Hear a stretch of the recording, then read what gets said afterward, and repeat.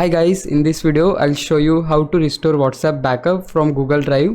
If this video helps you, please consider subscribing my YouTube channel and liking the video. So before you restore your messages, you need to keep in mind one thing. If you open your WhatsApp and click on these three little dots, we need to go to settings to restore our messages. Let's suppose I click on chats and scroll a bit and click on chat backup. Here I have option for the backup. If I click on backup, my backup will get started and the backup will going to stored into my Google account which I have given them before. So you also have to give them a right Google account, and if you give them, just click on backup, so your messages will get backup. And also there is option for frequency.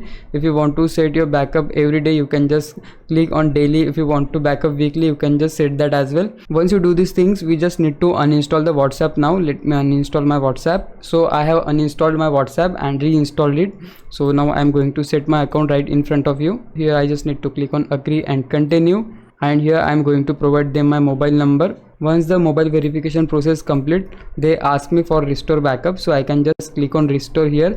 Now here two things can happen with you. The first thing is that if you click on backup, the backup is started but it is not completing. In that case, you have to make sure that you have enough space in your file explorer and the SIM card is in the same phone. And the second thing which can happen with you is that you will not see the option for backup. So in that case, you just need to do one thing. Just come to your setting and type here account, and you will see the option for add account. We just need to click here, and here you will see the option for add account. Again, just click there as well.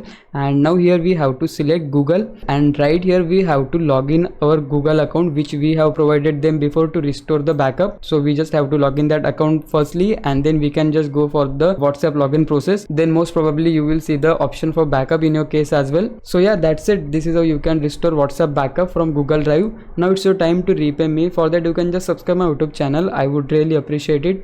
For now, thanks for watching. Bye bye.